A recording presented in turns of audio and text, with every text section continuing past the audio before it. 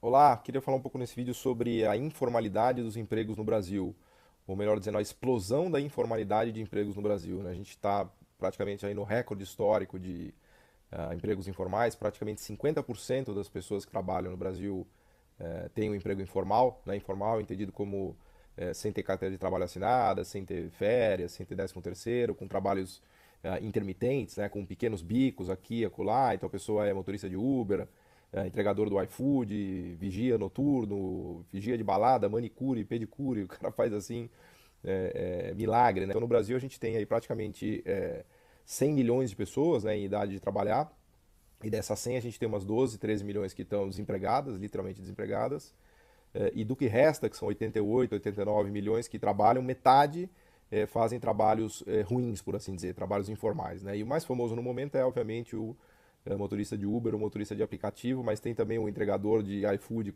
ou de Rappi, né, com a bicicleta, no que a gente tem chamado de uberização da economia, né? Bom, e a explicação para isso é muito simples, né?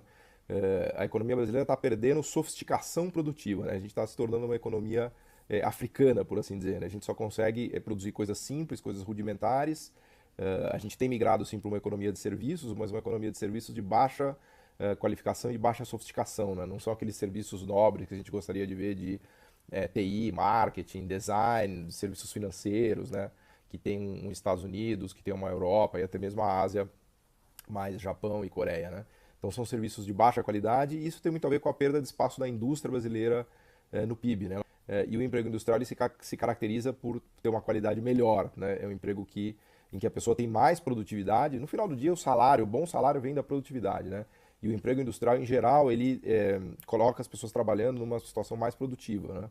Porque numa fábrica, numa indústria, tem máquinas, né? Então, a pessoa trabalhando numa máquina, ela, por definição, ela é mais produtiva, né? Ela produz muito mais, né? A gente encontra nas fábricas o que os economistas chamam de economias de escala e economias de escopo, né?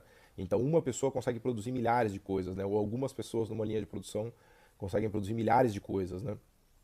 Tem mais conteúdo tecnológico, mais intensidade tecnológica. Então, os empregos associados à atividade fabril são de melhor qualidade e remuneram mais, né? Claro que a gente pode fazer uma divisão entre atividade fabril low-tech, medium-tech e high-tech. Nosso sonho seria ter empregos industriais high-tech, né? Tipo, sei lá, Alemanha, Coreia do Sul, tipo Suíça, Suécia, né? Em que você tem um engenheiro lá que ganha 15, 20 mil dólares por mês normal, né? Porque é tão produtivo a empresa e a indústria onde ele trabalha que dá para ele ganhar esse salário tranquilamente. Até brinco lá no meu blog, tem um post em que eu digo que a China destruiu o Brasil, né?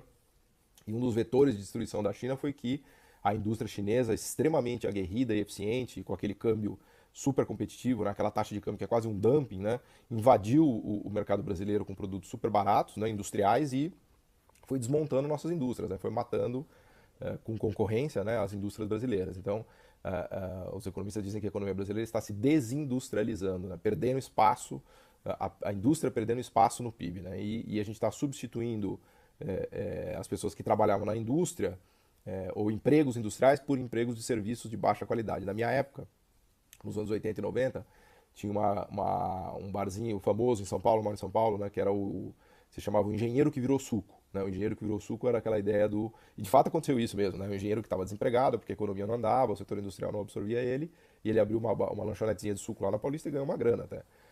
Hoje em dia, eu até escrevi um post no blog cujo título é O Engenheiro que Virou Uber. Né? Hoje em dia é muito comum, eu tenho andado bastante de Uber, vendi o carro só ando de Uber agora. É até um negócio meio antropológico, né? Eu converso com todos os motoristas de Uber, né? E é muito comum você encontrar várias pessoas super qualificadas, até com mestrado, doutorado, né? Que o cara dirige Uber, né? Então, os engenheiros brasileiros que não são absorvidos no setor industrial, ou até mesmo no setor de serviços sofisticados, que também encolhe no Brasil, né? Porque a economia brasileira como um todo está ficando com uma cara de África, né? Uma economia pobre de serviços pobres, né? E essa mão de obra toda é absorvida nesses empregos informais, justamente, né? Então, isso que é a uberização da economia brasileira. A gente está, enfim, retomando um pouco o nível de atividade, voltando a crescer passo a passo, mas crescendo com o que a gente chama de crescimento de má qualidade, porque a gente não é capaz de gerar bons empregos, né? Como até mesmo como a gente tinha no passado, né? E a solução para isso passaria, obviamente, por uma reindustrialização do país, né? Ou seja, a gente conseguir de novo criar vagas, mesmo que fossem indústrias low-tech, tentando caminhar para o medium-tech, né? De média, baixa tecnologia, média tecnologia, eventualmente caminhando para alta tecnologia, né? Mas é difícil fazer isso, né? É difícil porque a gente tem que concorrer, né? Não é, o Estado, obviamente, não vai fazer isso numa canetada, né? A gente tem que concorrer com os asiáticos, com os americanos, com os europeus que estão aqui vendendo e que estão, vamos dizer assim, no estado da arte, né? Na fronteira tecnológica, né? Então a gente tem que concorrer com as empresas alemãs, com as suecas, com os americanos.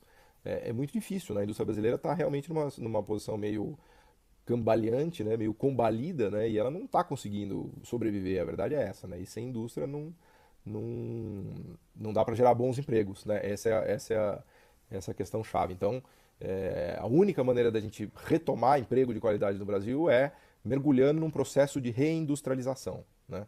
Fazendo um esforço de governo, de sociedade, de empresas para tentar reindustrializar o país. Agora tem um problema grave aí, que metade dos economistas brasileiros não acreditam nisso.